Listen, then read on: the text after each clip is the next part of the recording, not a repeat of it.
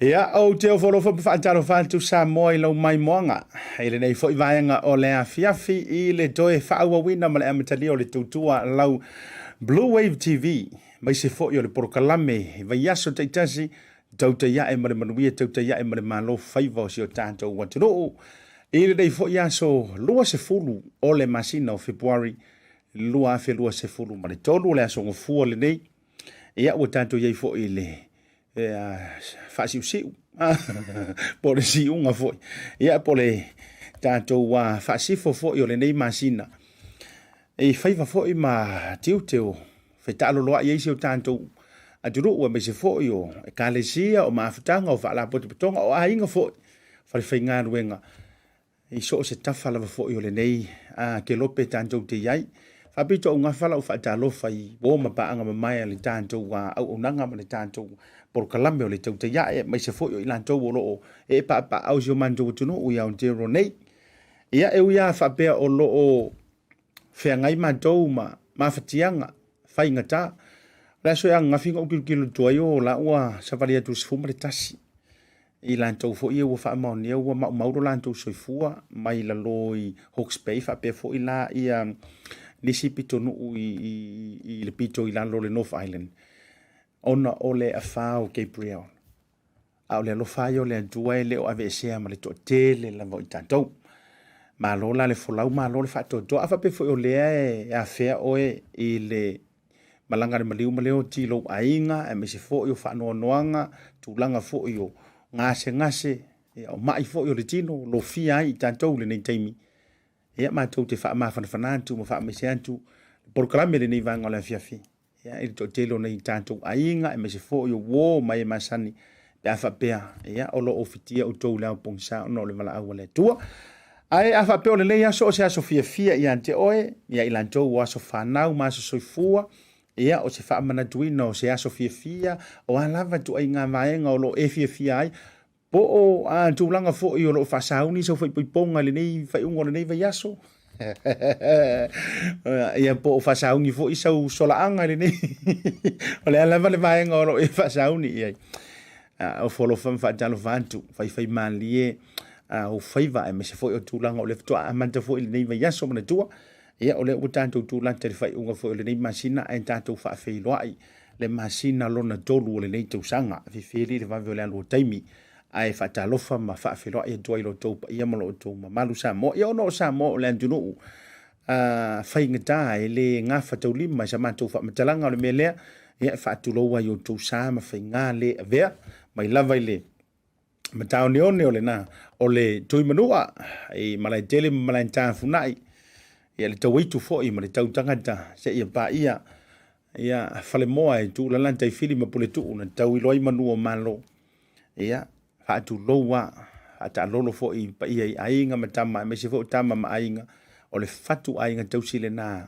ato o pui tu mo ma pule o tu au ma lan tau ainga di tai ma le va fo no ti ia ai tala me farsoro fo ile nei aso me se fo o le fata lofa ma le fa filo ile nei por kalame ia ante o tau fe ngai manga luenga fa pe o manava nga luenga le nei aso vi ia le lofa le siri ese ile malosi fa fo wina awa o so fo la vaia o aso ia pie fa kuku nga kaka ko we o fainga luenga o pomoni la o we o te tu fo nei le tai au van tu le fa fo ma wa Samoa pie nga hui o tatino ona fo fa to anto e ma wa le se fa afu tele le sto na ina te nei se manto kalesia io e mo ia tati to anga savati e o iwo tailo e se ale ko anga savati e se lo waru sa o facing au fa afu so exercise ma tau tia la le voli se manto kalesia na fainga Angelico Park ava pe foi te ava noia fia tu te fa afu o waru la ia sto na ina den nei ia mantu wa e ngafa fo ia kau au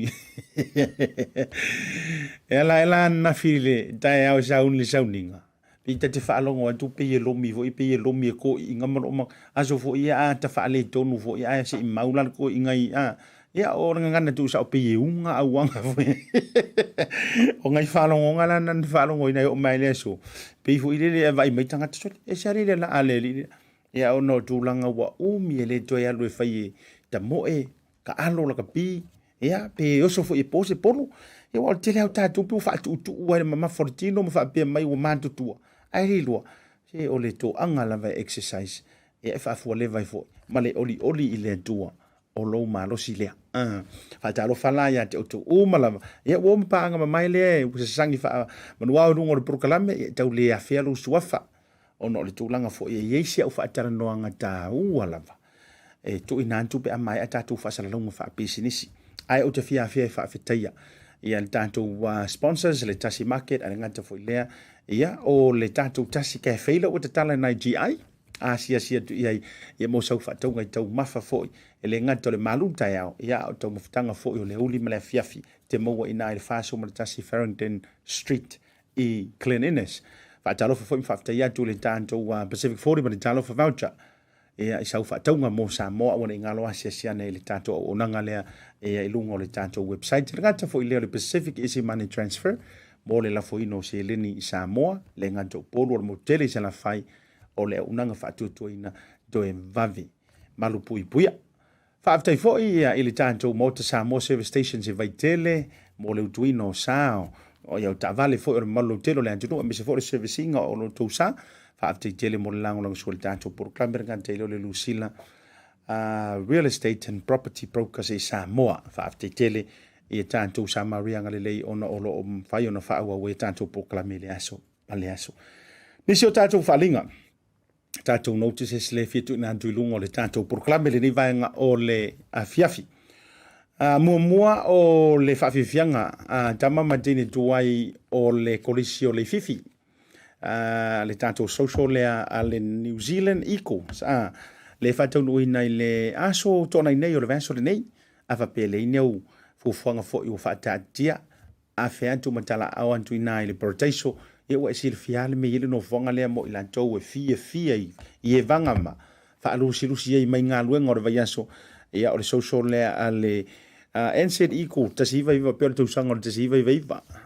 Le kolisi o le fifi ao mantau tua. Ia i nā i le whare whawhiawhia le proteiso i le solusu ma le lima. Ia tātou uru whale se furu tāna ma mafa fo ia nisio tātou price to be won le nā fo ia whiawhia ngā te le DJ Dave and the Big Boys Crew whawhiawhia mo utou i le whiawhi. E le ngata la i lea o le isi fo i whawhiawhianga le toi tu inantu fo o le mafutanga a le fioanga o sa taua. Ia i le whawhiawhianga lea i le aso le Saturday aso wha o le masino mati. O le awhaia ai se whawhiawhianga sa ili se leni. Ia mo le mafutanga fo i le fioanga o sa taua i Aotearoa nei po au kilani nei. Ia awa fo i le taliantu se whaatala ula mai a le fioanga. E tawara mai se tusi tālo sanga. Ia a le ia fo i le ekalesia katoliko tu tonu o le fioanga o sa taua. Ona o se fisosoninga se leni i vaenga e fia fausia. A wālava le whaale leia o le tapua inga i le dua e tawala antu foi.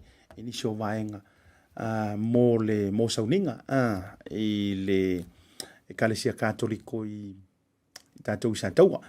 O le vaenga la lea e te fio mai ai pe afa pe maua so wava noa i le aso wha. Whaia fo i le whale whawhiawhia o le parateiso i Otara. Se furu tāla fo i le uru whale. Lima tāla le oka ia me se fo o le tau mafutanga ma mafa. Whawhiawhia ina o e DJ Dave ngata la i lea. O le songa ia le bai jo whailua por to wha le bai jo whailua. Me se fo i o le songa ia Mikaele Teofilo. I oe. Le fo ia se umanu. Po le fitalenga whaatili Mikaele Teofilo. Leo le whawhiawhia whapatasi ai manisi o tātou tāma pese, ma teine pese i longa i lea whawhiawhia ina loto, ia loto maru. Sele ni umo le am whai o na maua o le au atu mo le tālo sanga mai ia a le kalesia katoliko fo i tonu o le whioanga o sa taua. Na inisi nau tātou whaalinga fo i le amatanga. Ae tātou atu i malolonga, a fo i mai malolonga. Ona whaatala noa lea ma tātou so tai atu i le lo. I le songa le whawhianga ia Jaws Faletutulu po le alo le sunga to ina le whawhiangainga ia aila ulau Faletutulu lano le kalesia AOG Napier lea e lantou te vaavaia le silia i le tolu se lau lata i le wha se lau i lantou mai ngaruenga whaavaitaimi le asa surufanga atu iai ona o mawhatianga tūlanga i le whao Gabriel ai me se whaolo longa sa whiangai mai lantou se i whaistatu tala pea mai a lantou whasalong wha business nei. Taro fala va Samo. ka fo ngai mala o ko ngaru au lo manga nei ko i afa pe tau sa ili se lu au wa fo ia to na yo la sama so ta itasi e te mau le Tasi Market tātoru au felesia whako a oto me te sau. So mai ei le tūlea, o tātou whaipalang. Felesi na wafo, ngā me felesia ke mau le Tasi Market. Le ngata ilore tātou talo ni wele ar kama mai fiki. Karo pi ngiki fo ilele le pink taro. Number 1 pe api ni waila e ofa Tasi Market tātoru au. Mau a fo tātou mau keni. So o si tu ai ngā saise, se mana tua fo. E ma whaionga whaiei wha ausi. Whaiei kuka esi. Di liu mai le tūlea, le te sisira mai ai, angi ese, maali ia, o lai sioki langi Samoa, aveni angi mo te minei ro ainga. Maua mare tātou popo, e whai ei lau pepe, i nei le Tasi Market. A whaape foi ke aunga kae valu popo, e ai foi le apa pepe. E maua foi e tātou whasi moli ngosi mai lava nei tina mata mai ta i Samoa. Le wa whaatau ina i so o si tu ai ngā lanu, so o si tu ai ngā manongi ese foi. E le ngata i lea, whaupo foi le tātou whanu Samoa. Le tamasasa o ale ai au ngā mō ngase ia ai mese fo fa i le ino lotino fa pe fo tātou sama ngā pe au lo mau fo tātou lenga tau silsila mai o le tātou Samoan turmeric o le tātou lenga le ngata lea o le kama le o ava ma le tuo taimi o sama le o farumia le tātou ava o mai la ia le vaenga mō le whanau laiti maua le tātou vai o le fulu maua le tātou vai lafa ai o le kama le su e le to tele ia wao nei foi vai tau o matua pi le mangeso kingo o ma tanto mangesia mo le fanau ia e mai se foi o le tanto vai tale ia o le vai fiva so si tu ai nga vai mo le fanau e te mau nei le Tasi Market Samoa e tasi lava le fai o loa e te mau o mai o loa nei na o le Tasi Market. Tasi Market, the taste of Polynesia and your affordable local.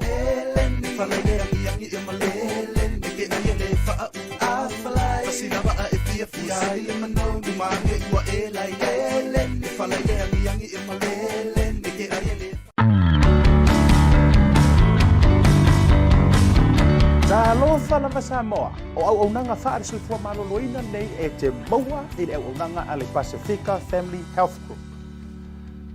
E lātou te whaia, tui pui mō le COVID ma so o se whamai. E lātou te whaia au nanga lau tele mō ainga. E whātou no ina foi follow-up se so o se taimi. Lātou te whaia au nanga lau tele wha ale soi Fuimaono. Tūlanga i ngase o le suka. Le ngāte fo i leo ngase o le wha i tulou. E whesoa ni fo ina i wha i titia le tau mawhitapa. Lātou te ao ina fo i peki live hantu medications mō lau ainga.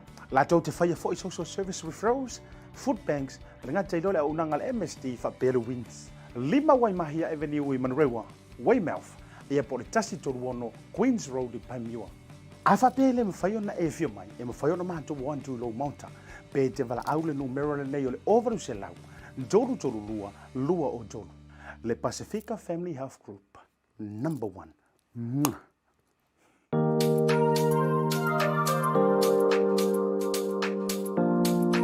O te toi o wholofa me whaatalo whaatu sa moe lau mai moanga le nei vanga o lea fia pe ona au whai atu. E le tātou wa malo whaaloalongia. Ia, e me se fo le tātou fiso ta inga. Ia, mai tātou fo i o lo o whea ngai manganu waka whawai taimi. E me se fo le tūlanga pangantia lea e whea ngai ei nei ono o le matangi o Gabriel. Ia por kamo kapiri e. Ia, ua whaatama ia ele tele o mea tōtino. E me se fo i wa tau fia ele tele o ngā ruenga sa pare whea ngai. Ia mana I tangata mahalo foi mfanau me se foi o uso malanga mai Samoa. Tu langa ngā wha vai taimi o te fia whailo anto le o mawari tātou fiso o ta inga le nei mai ngā le aso. Mare sunga le whawhia inga ia Jaus Faletutulu. O le alo foi whaasino I le sunga le tua ina. Ia sunga ia Reverend Popasta ai lau lau Faletutulu. Ia I le kalesia whaputonga le tua po le Assemblies of God I Napier I la Loi Hawke's Bay. Ia ngata foi leo la tau au waa. Nisi fo yo ilanto wo lo fia ngai mali taita ina mana tu fo isa mo pe no fa yatu la tele tolu se laure to telo ilanto mai nga luenga fa vai taimi o leo wa suru fanga I le Maota fo I po le lo to ale kalesia fa putonga le tu po le Assemblies of God le tau la mua I le sunga fa fia ngai ai la fa pe fo iso na lo sunga ya Pastor Jaus Faletutulu I le King's House I Napier o te fifia lai whawhelo ia tui lantou o le o mawari tātou fisota inga le nei vanga o le fiafi. O wholofa whatalo whātu lau sunga le whaiwhi au, sunga le whawhia ngai ngā Jaus Faletutulu ngā tai lea. O le whionga ngā whitasi, Fuimaono nei Pulega, ia whapele sunga i Taylor Crichton. Ia, mara tau au waa le nei vaenga o le whaftai le tātou vanua whawhira ia tumalenga ngai tumul whaalalo. Malor seifua. Ia, malo lava le, seifua. Siata, malo lava. Whaftai wa maua nea vanua. Ia, o wawa ia kua ri kingo le lei koe au le lei toi malorosi mai ri lo tau au waa. O le mau ke popole aku au gilangi whape, ai wa pa whape nei. Ia po wa mata fo yo na tau faini wa inga wa kau le le sira sila ona pe o le onge matulanga wa alo ke vai ko ri ma esiri aku kingo le lei o lo au wa alo sunga vai fa. E ma fa yo na e fa ilo mai ia ma fa lau tele mai le tau au wa lo ye le nei taimi ma fa ilo mai le ma lo tele le atu na inisi fo o so lo lungo tatu por klame fa mole. Ia ma lo lava le. So fo ia le taimi nei o ma futa ma na yuso ia lau malanga le Taylor Corp. Le whape nā ona whunga mai ai. Ia o le sunga ia Taylor Crichton e tai malanga le Taylor Corp. Ia malana ngau waa leo latu au malanga RSC. Ia o le sunga le waftasi whiunga ia Fuimaono. Ia o leo loo vaia le matu site inei King's House. Ia leo sa o mai lawa lea so lua le tele au malanga. Le alawa to le sia o li o lau malanga Mr. Apple na nafi ia alo te toe pe ale to se lau lima se fulu le matu te mafuta le teimi nei. Ma lo whaftai lau le ua manino le mantau le vai. E le tau au waa to tonu le se e meri pinto i luma.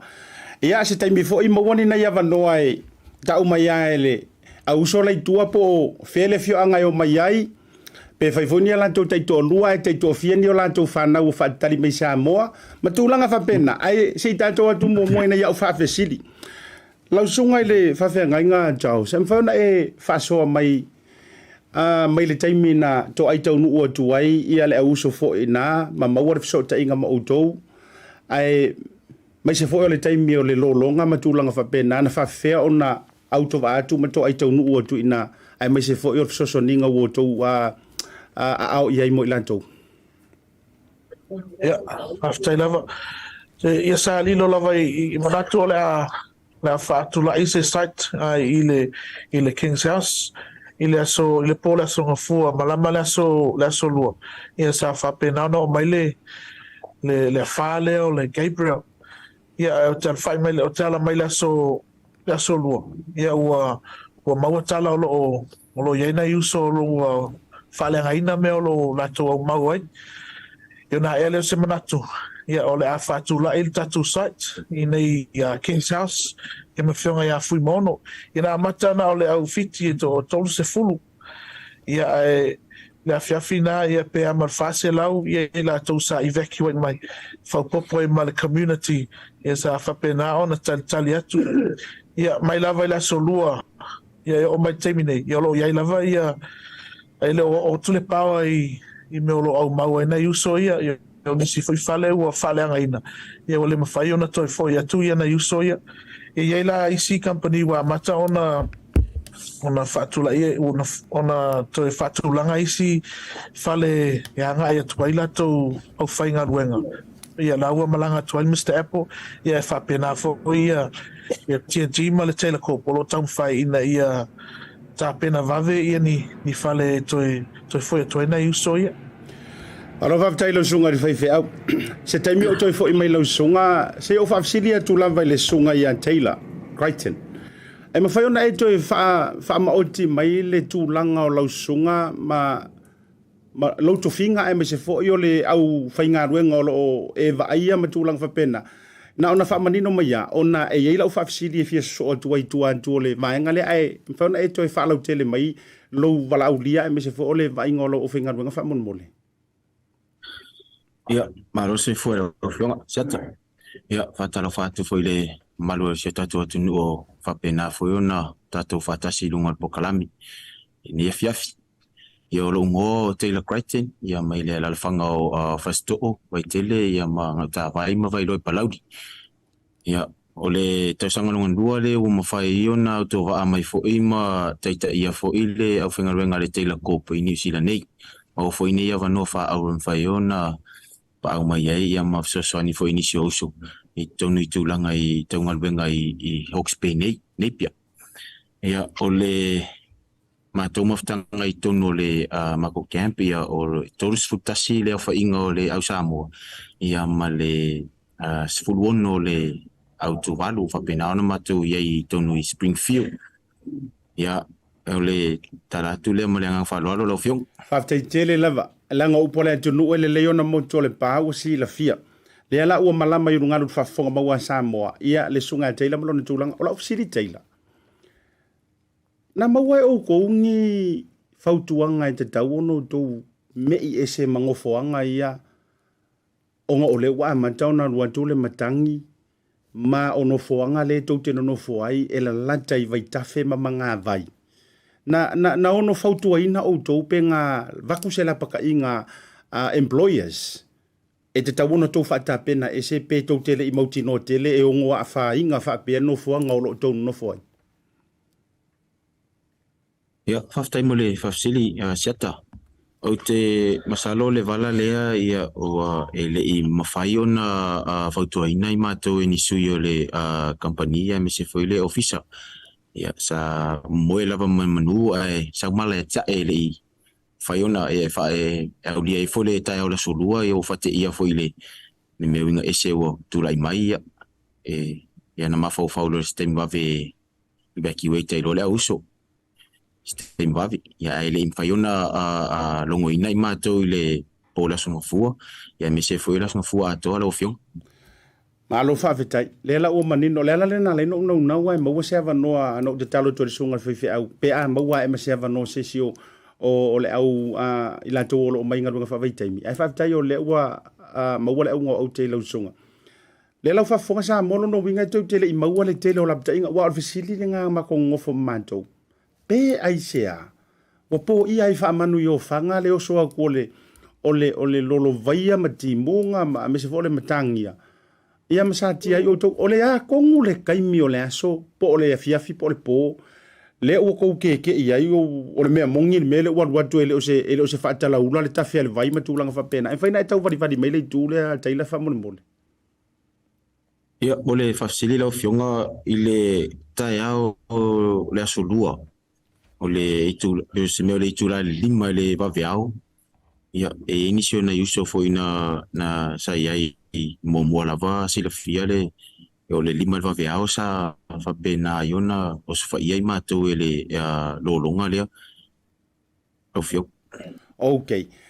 Ai ua motu sia la se taimi na tau tau mwhailo o aina mua tau whafso ta ia ina ua au ke lo te fsilia tono lo sungo le tai. Ina ua isi sila la le ua o kaimi o va kaimi le ia le o le moe. O aina e tau mawhai e fiso ta I mua aina vave maua tu fo se tali fo le kau wha ma avenga mo o tou lau sunga pe hamon mole. Ia o le tangata lawan mua so ta I le tai ao le sunga le lipule o le company. Ia e mai foi se fautuanga o le a foi se soani I me mwhaiona ona e pe le whafsili lau whionga I se temi mua foi le nei wa experience ai ma ai foi nei foi tūlanga tau whaawelawe whafose. Ia, telefoina le mautonu ma whauwhau ia ma ia e sa mua lava o whafsota ia le sunga le lipule. Ia matu mai foi nisi o whautuanga e mātou tenu nofo pea I le nofoanga sa mātou tola wapi ai. Na mai lava whautuanga e tia o e no nofo e whaitama e no nofo I o e whaatali la le emergency le helicopter o le la se natu. Ai le o mai tinoa po le ale taimi.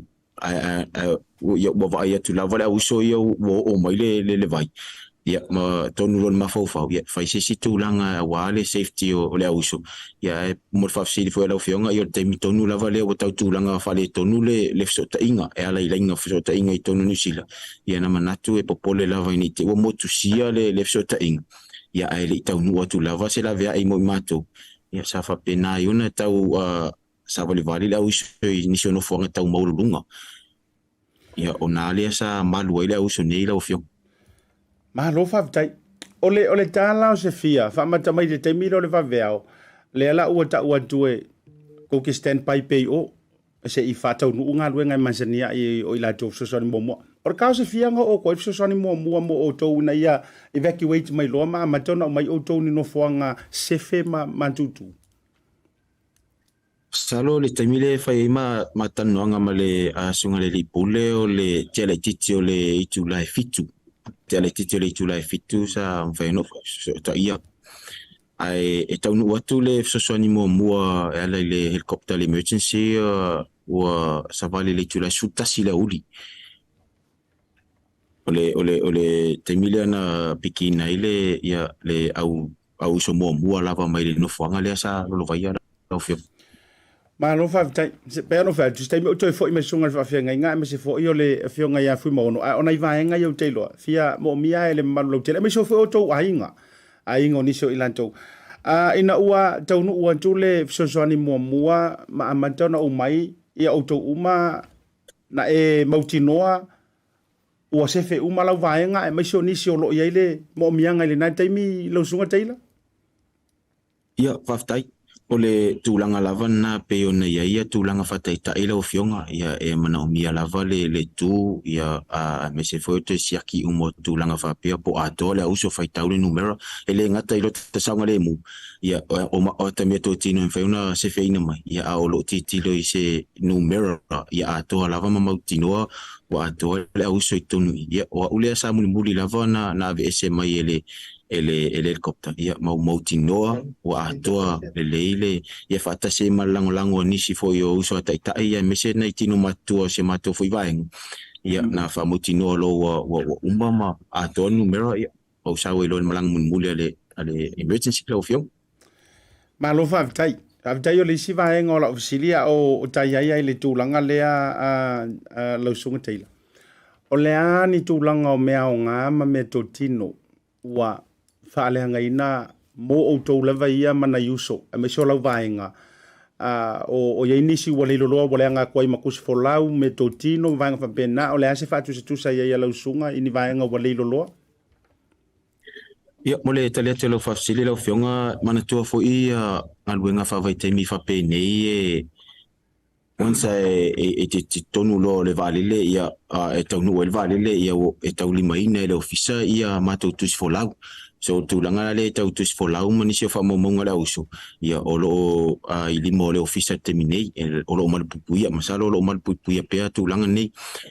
o le tūlanga ina ia matou me tō tino whapena ona whaleanga ina ia e inisio na uso fatama ia me se ola to la ia sa whapena foi ona ia i o le fale me se ni so ia to pa o me whapena ia o le tūlanga lava o le Russell mafau ona e o fate ia foi le masalo le o le nei whaabla foi se e pi te manatua ile ia le se tasi foi whaabla foi se isa tupuina isa mo le tua li pata ia o le mautono mafau ia ia o le alavan me o tango tu o mau te milia ia tam fai se me mapu e me se me mo lunga e fai una se fe ia ai su elon me o la link ia lo fiu malo favitai favitai au ta fa so ma fa tala noa wa tau lo mafau le tala fai le tamo le to tu malo po le to fiu anga tamana mo mana tu nantu ia api elo fo e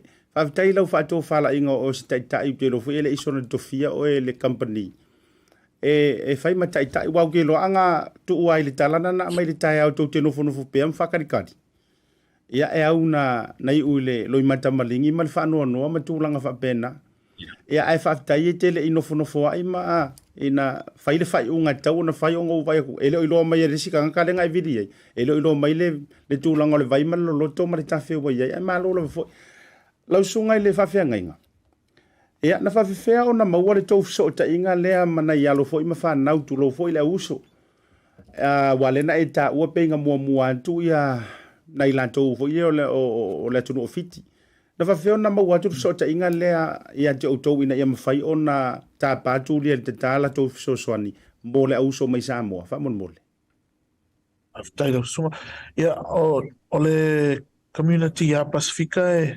inei Hawke's Bay ia e vala lata ale matou so ta inga ma le community Pacifica ina ua mawar tala o loo whapenaan wha leanga ina ia o whangolo mau ena iusoi. Ia ua whesotai mai mau sili mai pole ase se whesosoani po se la vea i mawhai o na whatula i le kālesia. Ia moi la tau o loo mana mi le whesosoani. Ia ona tāpenai leo le kālesia. Ia i a mata o le holi a matua i le whale aonga. Ina whapena ona tali e le o malanga mua le a fiti sa tau nuu mai. Ia i longa na ato si tu la. Ia wato o mai tala o lo i malisi ko se lau. Ia toi whapopo mai le si tono se fulu. Ia mo i whana fiafi ia ua tala ma le whaltele le iluma. Ia i le whatsale o lo mato iei nei. Ia whapena antantali ia i si au malanga sa tau nuu mai. Whaftai lau sunga whawhia ngainga. O te loa le e te sau noa i le teimi, le le teimi whana nati. E mwhionga e sau ngō mai na e whaasoa mai. O whiana ama iei le tele o whasoa ninga ua mo le tō whawhai o ngi ko keli o mea ai. Lava matulanga uma lava whapena. O whiana tango au matango lima iei le pa i o le kālesia ina ia maur whasoa ninga lea. Penga kōkau popole fo i ke ua le lava nei vaenga. Tego sa o tono le kālesia sa matai. Ili immediate needs sa tapai tono le kālesia. O ai lava e maua ni whamalu mangi i afu. Ia mani lava. Tau ni sosani e na iuso i. Ia au le whare tonu sa pele paua.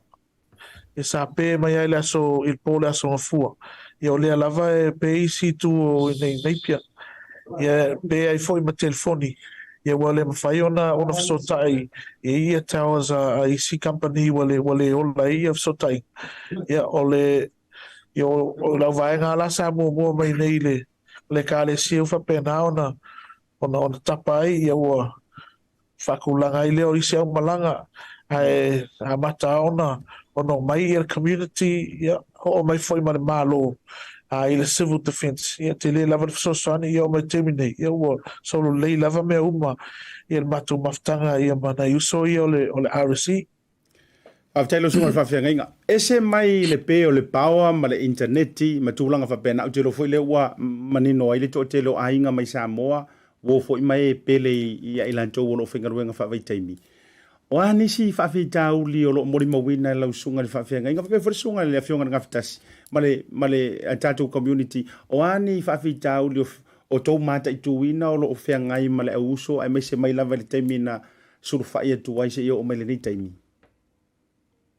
Ilo ole me mua sa vai ia pe ole mautonu na yuso ole lopo le ale ole forecast ole lumana ia ole lopo le ale le mamao ole vai tulanga o galuenga ia ma lewa pe mo matula to me to tino whaleanga ina mea i isi sata pena la tu whatau ma me e la foi Samoa e ua le ai umana mea e le pela ne tūlanga le sai ai na ua tali atu ia na iuso ia lau malanga ia o tau mwhaina ia whesosoani ai ia o le whesosoani na le kāresia ia Fuimaono po la se ia whaftai lawai mo le awa noa ia atonu o mea tūtino pe ona whailo atu ia wa le ai lava ia i la uvaenga o le taumawhai lava ina ia mawhanawhana mawhai lo atu le alofa i taumawhai talia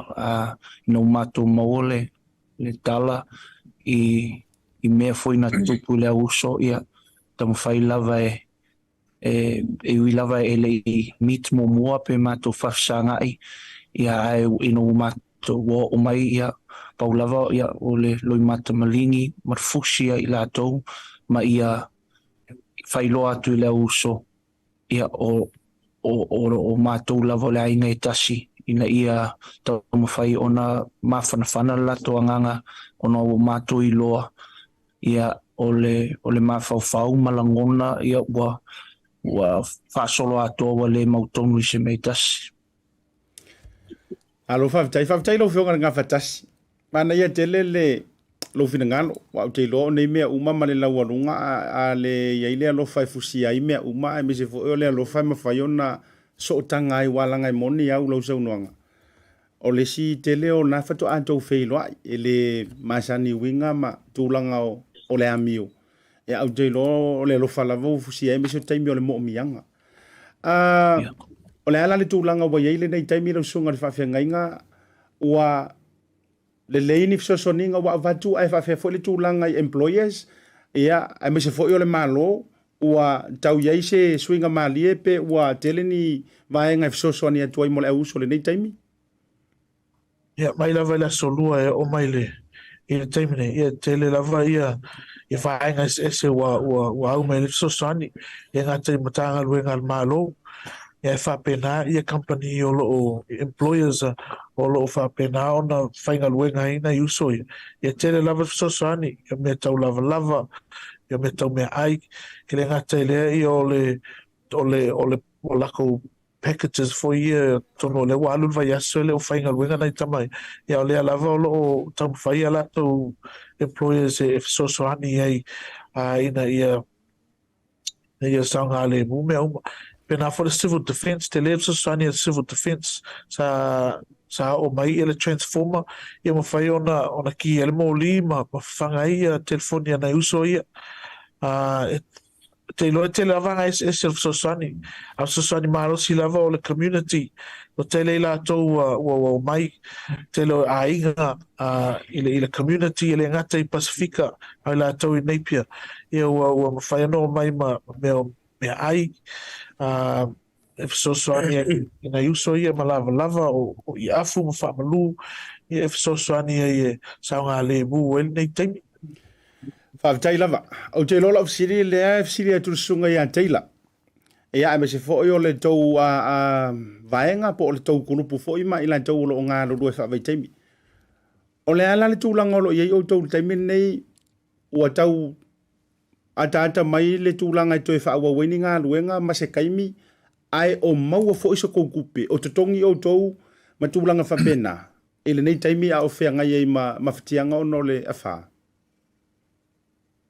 Ia, whaftaira o whionga siata. Ia, o se tali atu I lau whafsili o le tūlanga nei, le meleo I temi nei o lo maua lava ia nei sosoani mai le tawala mai a matu tongi, le maua matu tongi temi nei. Ia, e fo ia nisi o auso ia umwhai lava ona tō wha mai lato wa inga ia masiasi mai o lo maua I lava nei se lengi mo temi nei. Ia, sa iei fo ile sosoani le malo pole aso Farailen te atu nei pole asto nai. Ia sa mwhai ona whasafua ile le seleni au I la uso fo I sa whapena ona a fia I le whawelave pe on tona yatu. Ia o tūlanga te minei le ngaluenga. Ia o lo whatatali le aso la o fionga se tala mai an mātou fo I company. Ia pole asisi alua lumo al mātou fo ia le vaia mi se fo se sila ia ti mātou. A mi se o whapena ona tala mai le ava noa inisio na yuso o ele o toe function le ma fau e whaua o ngaluenga. Ia o lo tala lava noa mwhai ona toe malanga atu I Samoa.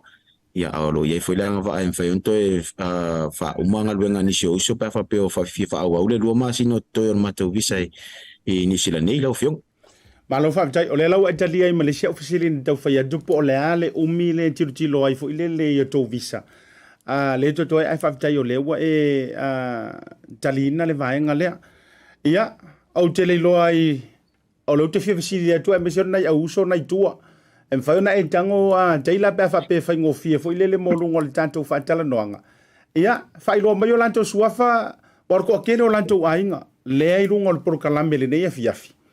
Ia, ma sei karo mai ai mai loa mai fo ia nei o lantou mātua, ma nei o lantou taito rua. Pea whapeo o la iei taito rua, ia whapeo o le waila loina, ia e fo ia pele. Ia ele iso nā whaina te le runga o tantu. Ai mwhainga kango introduce mai, ia a mwhai whaana wala au martanga tai e tua, ele ise me popole I fua o lea o keili tato whamole mole lava teila. Ia, sana wifala ia. O entongo pe mai a pe te anga ngori I le kuokangi Oi ma ngā ma ia me sava alo le maua I ka mai ki o le whangoli I msa maunga I oi Ia, whainka foi le ainga sa pesta, whare whao sa maunga. Oi, mare tō whao ali, ia. O ile si whaasoro mai irka ko kaka au le leile o fulang moanga ri kūrea. Leo kikiro kwai. Ia o lo ngō pati matangi, mai ne whianga o whare atiu. Ia o lo whaiawa nei e lise fōu. Ia lo whaku i siau kōrua, me siau whangau, me siau a inga uma. Ia. Anaia, ia. Whaasoro ifo whamon O sia osi se pule staos. Tau mai lea whianga o lano sa vai. Ma vai tō muli palauri. Vai se tā. Vai tō lua panau ia lo i Samoa lava. Ia ropa te ati ratou. Ala mea renga e kiro e se pā o na uta ulto o lua manwhana. Ia, whaasoro mai tātou whamon. Au, rone so alo. Mera pianga le whangoli, sa maunga. Ia, olo i Samoa le tō lua manwhana. Moli atu alo whaangai. Ei ainga po i olo tapua i mai Samoa. Ia. Ia o, mapsone tō e ula vea, mai te whianga o sa whot. Lo whai a vai no whari. Ia moli atu i e whaangai. Siu tō lua mno whanau no whari. Whafutei lava. Ia o vai moa te mali te tia. Sau mai whase lai whanga. Mori atu olo whanga se wainga. Whaftai mo lewa noa. Ia o i leita Felice. Sau mai na whianga o whaspa. Ia lo ia wā nei whalasi. Ia lo whatele atu le whina matamaiti. Ia au ke roanga o so o tātou. Aloi. E ise si. Ia, o lo ngō te a sema. Mai kuai ia li paka, i se kuai ia li paka. Ia, lo whakunga i o ainga e le skorua. Tēnā pole mua. E sinko ka mai ke makamakangi. Ia, whaasolo. Au, ule mai tuainga to peu mai sala mua ia li pata ma te tele. Ia, ala whatu na i o mātou i sala mua ia whapera whoia, se tō lua ma se whanau te tele. On via lava o tau Samoa, aso vua. O se o kōrua i whale, Tarofa Samoa. O Francisi Fenika nei, sau mera whioanga o Maota. Tō tōlu whanau, ma tō lua mera whioanga o Wharsela Uta. Alofa atu mo o tau, na i o mātua e mese se o tō lua ma se o whanau. Love you, mom and kids, miss you.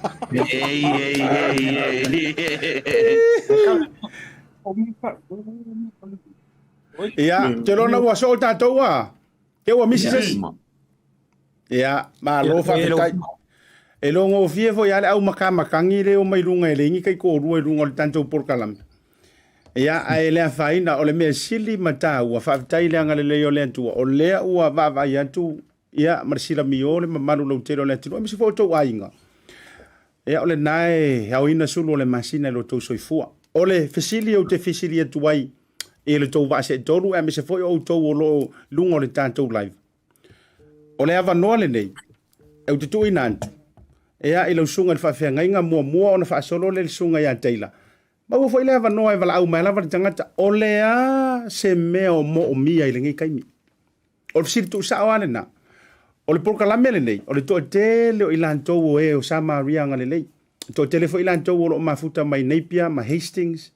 O le kele fo i o wo fai fe au o le porkalame le nei me se fo lo utangata. Le whahepa whaavati ua au lo loa i lunga o le porkalame. Ai whaasoa mai le nei taimi. O iai nisi mea o mo mia. Mo le tūlanga saonga le mua e me se fo i o le nofo ai o outou.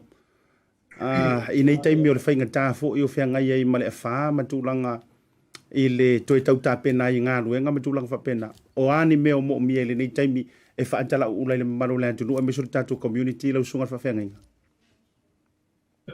Ia, whakatau te rosa teimi sau no atu ia teila ma Fuimaono.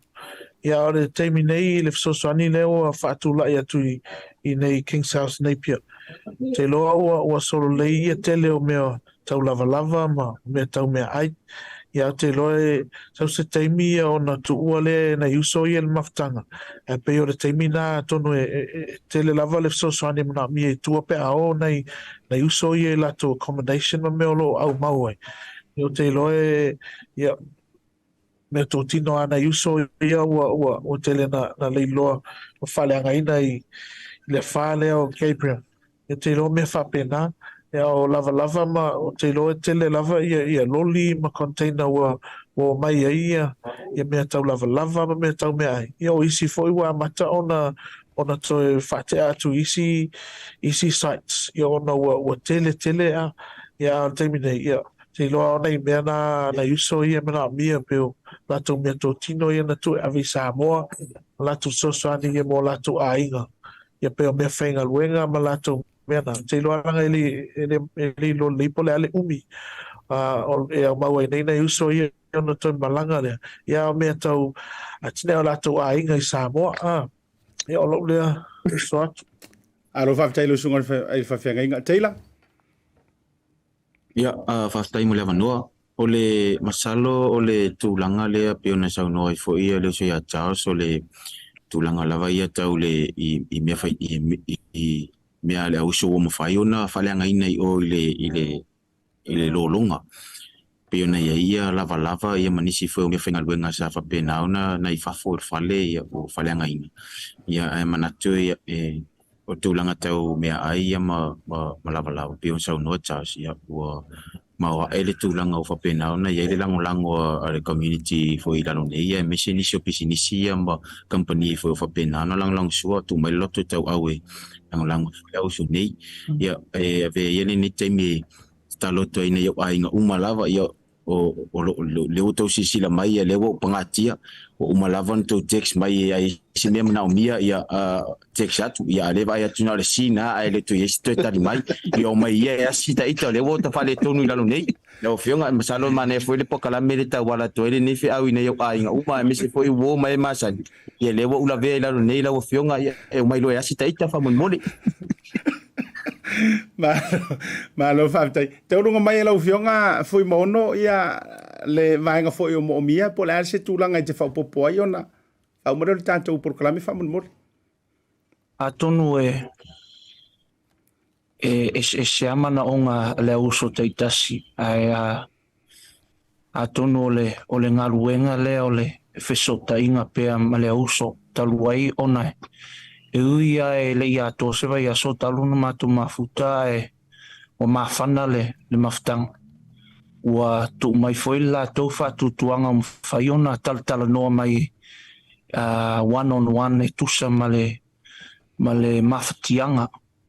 A tonu la e whaingofie ono o lo i etu malu nei ma o lo to telefonisi o le ainga Pacific o tasi lava wa lo mawel fia ai e se foi ala ngona ina wa o atu i meo lo fa mautu ai i ona to foi ala i o tangata i mafo faunga ma mea no o iai a tonu la o le matou mata fai oi o le kalesia ma fai feau ia mai matou mo lo iai nei le kalesia o se wala ina fai ona mo e per mato sota inga ina fai ona fa o wau le mato nga luenga leo wa amata ina ia malolo ina mo perfile mu le lato loto ia mo pele fa tu puina pele oli au mau pe tonu mato atu nei Alo whaftai tele lava te loa o mai tau runga ngau le tātou wa whataranonga na iei fo ina inisio vai ngau le porokalame wha au au ai ua talinga fia longo e pore tala i le maunga i sala whai le wha alongolongo anto le foto sila mai mo Samoa mai se fo io a inga wo mai masani e wha tātala fonga le saunoanga sunga ia teila ai tā ua ia o leo ngani leo au mai fo ia mai se a inga ma wo mai pele o le kele fui o kanko o lena matua Purisa mai lau porokalame whamon mole asia taif so ta ia tuila lopo o saunga le muna ia mantu ainga na yuso na i whanau tu lau fo i utou. Ia lea lau whakaungu o porokalame kai miringei. Ia awane e veta tō tangata na o na talatala noa ma whaalili. ia ai o le tatalo ma le tatalango ma se fau le nei vaenga o le porokalame ia alolo fatu mana ia o le ua le alana no mana o e avele ava noa taitasi to tele o tau le tua le ingi tua antu o le sunga fafe au ma tailam ina ia whailoa mai maanga ia kele tau mai fio anga ma le nu o lo tala ia le ngafa mau paolo le fafonga antu Samoa le ango Samoa le ainga o le ase me ma whaiona efiso zoani iai ia koe maka porokalame lea na e whafonga le isua fo ilan taule na tau uma mai lava a ele kongeki mai ia te au porokalame e mwhaiona uma utu inantu ilunga ia ti te ursa ale sunga ia teile por sunga whawhiangainga e mwhaiona o tau fisoswani iai mo ilan tau ia whaftai tele lau sunga ile whaife au lau sunga Charles ia langa o le tama whasau o le tama sapaya la inga santu wala vai atu fo ile he fio le tama na tofi e se matua tala i malaiti ama tapula ai le fio le au pepe ia fio foi ai ono mala inga sa ai ono le la au na fusia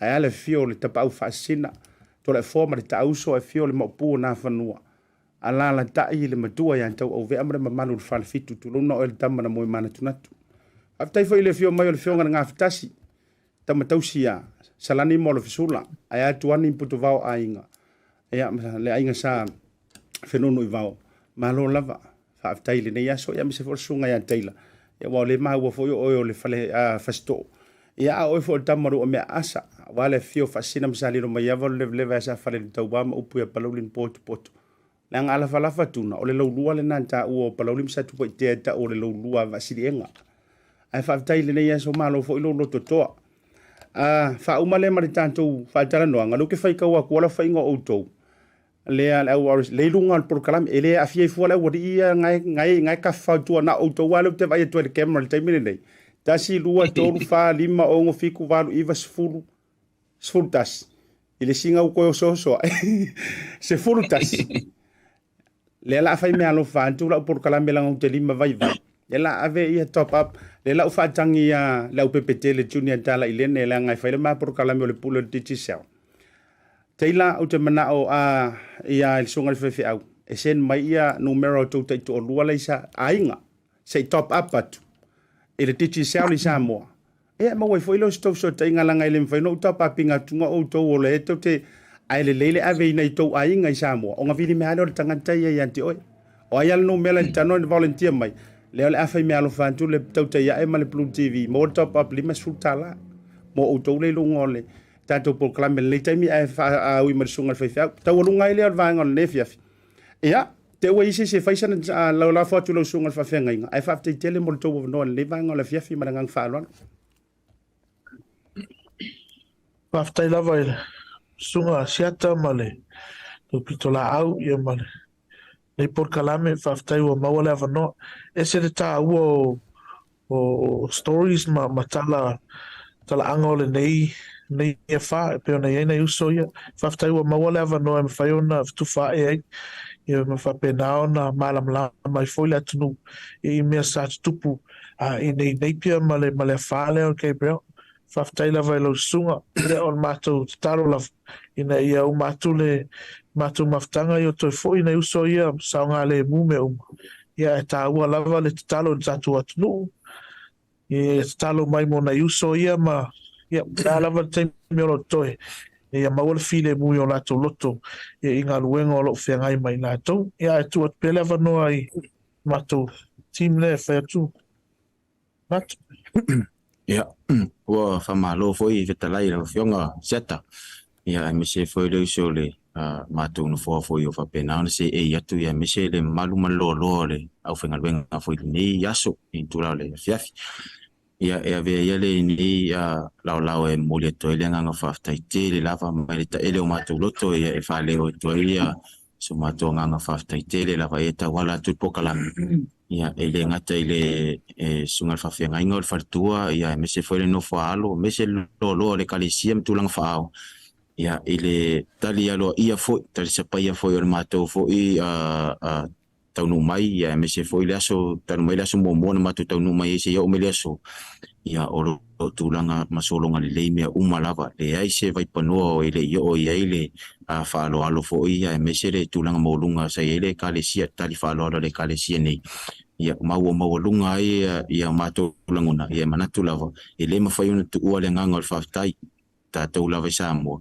ia te moli le nganga whaftai te wala tu le pokalangi ia mese ia nisi o inga o kampani o pisinisi ese o whapena au na foa i ule lava sina mea o mawhai ona foa ina ona tō manatu mai fo i le ngapatia fo ia mese la fianga o whapena ona la vea le ausu nei ia tūlanga lava whapena lava le alunga o laulangi nei e lava taimi e mwhai fo ona tātou whiangai ma tūlanga whapeni ia al mea sili ia mau e tātou le whalfani ia mane no fo talo me se fo i le tautauni le atua e tāpena ina awala ese whaftai fo i le nei fo i mea o tūlai mai ia mwhai fo ina maua mātou mawhtanga ma le ausu nei ia me se fo i le au lotu i laro i nei King's Church i Nepia ia au le tūlanga tau le ia peona tō whafonga mai fo ia me se oro whafonga le malu ia o Samoa tūlanga whaau me se ia tulanga tau loa ia o noto se sila mai ia o le mato o malanga e to tele le i mai le tu le fanga ia o nisi o le moto i sala fai i samalai ulu le fanga o lii ia manisi i fasto manisi tulanga i ali pata me fapena ia o lo fapena na ia i foringa ese pe onto se sila mai ia ia inta mafanau me se foi tulanga foi pisinisi ma inga ilalo nei o lo fia soani mai ia o la fanga i manu foi na lo ia tam fana o sa mo fa pena na to va mai lo nei ia o se faftai pupule mo foi sini ia vanua lo fionga se faftai foi lo fionga mo le pokalami me se foi pulenga le Bluwave ia o fai ona tatu tatanoa i mfaso foi ni se tulanga inga sa mo o pole mai le o mato i limo le atua le o mato ia ao le atua ia peona ia o tamatau nei le se a Charles ia me se foi Fuimaono ia o saunga le mu matupuia mea uma ia malenganga faloalo aftai tele lava ia au fionga siatana o se whaupopo ia o si tufine nei o le RSE liaison a le Samoan government ia o Helen sa tu malo si foi leva ia ko fia falau lo atu i le tatu po kalame ia tu sai foi mal sosoani male fa o mai tulanga uma pe ona ia le uso nei ai fafta ai lava mo po kalame allo fatu e la tu uma ia malo faftai mananto lewa sila mai moama sila saanga fa fong mawa Samoa ia ole fo telefonu ia masa sa fa o tiro to fai mea ala yo to finangano aftai fo ole ua a fele fionga ya ni o folau hele nui ese ia ole mau fo so tanga me se foi faftai fo ilana nga luenga ia ele fai ngo fo nei time fainta alo tele atu faftai tele lo sunga fa fenga inga chaos mo le no fa au fon tatu fa soa me se fo ir sunga ya tele mo le fionga nga ftas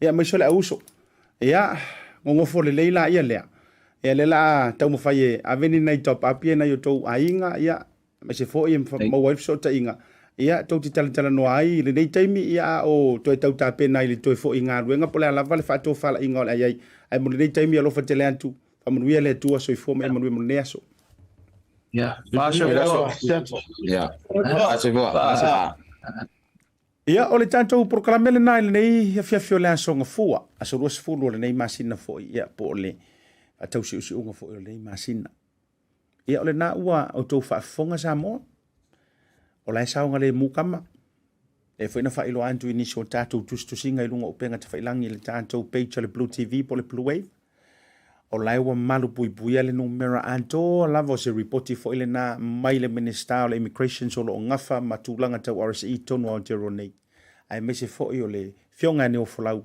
ia le so upu o le matanga ruenga o le MC o le tutonu o Aotearoa nei lai ako umarangu melo lantou au le ala ua tau whaafonga mai ia i le vaenga le sunga ya Taylor po ila tau lo ngā lulua i le Taylor Corporations i ngā ruenga whaavaitai la lo lai saunga le mo fo ila tau ia o le utau whaafonga antu au ngangi menga i kama ia whaamo i loa le tau bole au tau lena tau fia i loa po saunga le mu penga afia penga le afia ia le usaunga mai sunga ya Taylor ia senda kuloa fai tu loa fa liu pepa kulo pe fa liu olof fa liu la e fa liu oloa tu loa ia o olof anga malo popole le sa e fie si le fia ia ele o le tele fo i o le facility ia e umaenga o le sin fa mai te la ai leo lai manu ia ila tau le lo fa malanga leo le to fa te tele songa fa fengainga mo le to fa malo ma fa tai songa fa fengainga ia le tamama tua ia ai lo lau fa le tutulu me se fo songa le fa fengainga sionano ia jaws fa le tutulu ma le pa io le kalesia King's House e nei pia mo le anga le lei ma le fainga le ngaluenga fa Samaria o le na o upu a o le o to fa tino le alofa e ala i le la via ina foi o le nei to tele silia le fase la okas ko kel o ilanto e au fia i matama fa na usi tanto to no por clame la ne vanga la fia fer te ya fa mangaro se manga o le tau mali mo us fa ponga le ason tai ai mo le nei taimi to ona sia ta fa maru pio voliko mai le ofisa fa sara lau o tu o le Bluwave TV maru ko nei soifua mai manuia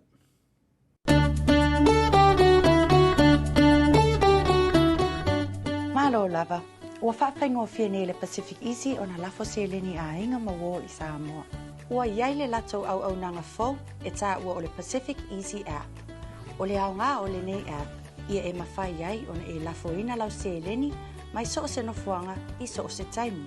Whaau ngā le Apple Store o le Google Play e download ai le PacificEzy app i lunga o lau telefoni whi ave ai. Whaataita inga, tatala le Apple Store o le Google Play. Ona e tango le e tā e tutonu le PacificEzy app.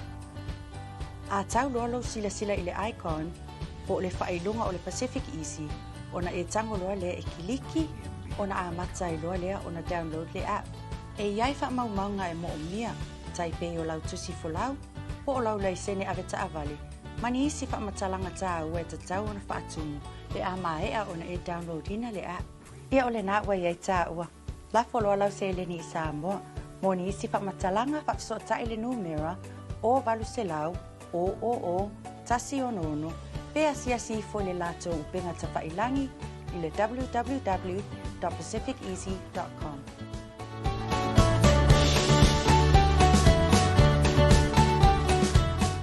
Oh wow, go guy makes fia eh. Just give me a second eh.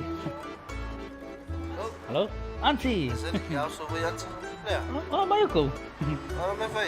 Serioso, kang ay sen may isang kupengan sa ipang problema lunch para okay. Baby, what do you want? The barbecue one? Barbecue, okay. Say from more sorry. Yeah, okay. I don't have a Thanks.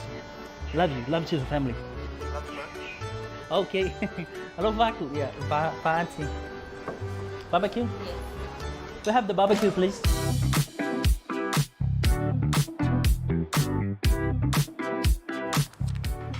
Tell for voucher. Thanks, Tyler, for voucher. Do you know how much I love you? No. No.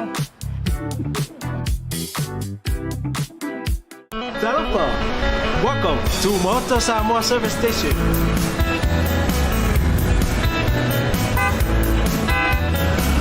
Talofa!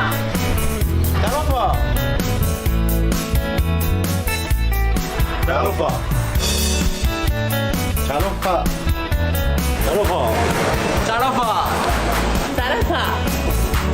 Talofa!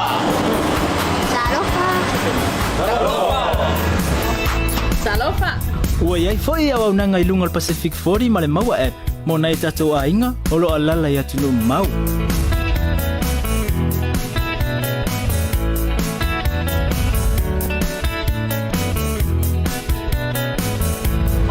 To be a fiel on the Bemo or Samoa.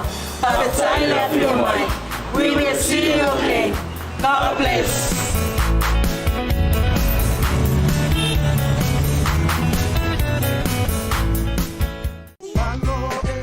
Taro fala Samo. Ka foi ngai mala o ko ngaru au lo manga nei ko i. Ava pe tau sa ili se lu au wa foi ia. To na yo la sama so ta itasi. E te maua le Tasi Market tātoru au Felesia whako a oto me le sau. So mai ei le tūlea, o tātou whaipālangi. Felesi na wafo, ngā me Felesia ke maua i le Tasi Market. Le ngata i lori tātou talo ni wele ar kama mai fiki. Karo pi ngiki fo i lele le pink taro. Number 1 pe api ni waila e ofa Tasi Market tātoru au. Maua fo i tātou maukeni. So o si tu ai ngā saise, se mana tua fo i. E mawhaionga whaiei wha ausi, whaiei kuka ese. Li liu mai le tūlea, le te sisira mai ai, angi ese, maali ia, o lai sioki langi Samoa, aveni angi mo te minei ro ainga. Maua mare tātou popo, e whai ei lau pepe, I nei le Tasi Market. A whapea foi ke aunga kae valu popo, e ai foi le apa pepe. E maua fo'i e tātou fasimoli ngosi mai lava nei tina ma ta mai ta I Samoa. Le wa whatauina I so o si tuainga lanu, so o si tuainga manongi ese fo'i. E le ngata lea, whaupo fo'i le tātou whanu Samoa. Le tamasasa o a lea au ngā mō ngase, ia ai mese fo'i wha I le ino loutino, whapea fo'i tātou sama ngā pea. Aulo maua fo'i tātou lenga, tau sirisina mai. O le tātou Samoan turmeric, o le tātou lenga ngata lea, o le kama lea o ava, ma le tua, taimi o le sama, le ua wharumia le tātou ava. O mai la ia le vahenga mō le whanau la iti, maua le tātou vai o le fulu. Maua le tātou vai lafa, ia le kama le su e le toa tele.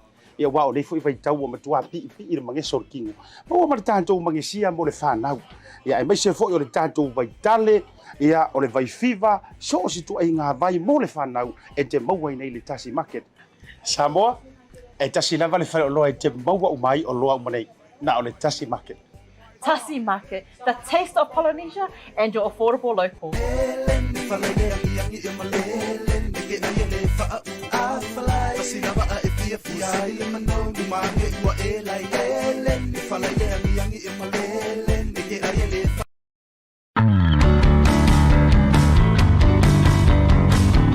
Talofa lava Samoa, o au nanga whaare sui fua maloloina nei e te maua I le au nanga a le Pacifica Family Health Group. E lātou te whaia, tui pui pui, mō le COVID ma so o se whamai. E lātou te whaia au nanga lau tele mō ainga. E whatau no ina foi follow-up se so o hawa se taimi. Lātou te whaia au nanga lau tele wha ale soi fua maloloina. Tūlanga I ngase o le suka, le ngā te fo I leo ngase o le wha I tulou. E whesoa ni fo ina I wha I titia le tau mawhitapa. Lātou te ao ina fo I peki live hantu medications mō lau ainga. Lātou te whaia fo I social service referrals, food banks, le ngā te ilole au nanga le MSD wha Better Wins. Lima Waimahia Avenue I Manrewa, Weymouth, ia po le Tasi Toruono, Queens Road I Paimiua. A whapele me whaiona e whio mai, e me whaiona mātou wantu lo Maota, pe te wala aule numero le nei o le ovaru se lau, Doru lua o Doru. Le Pacifica Family Health Group, #1.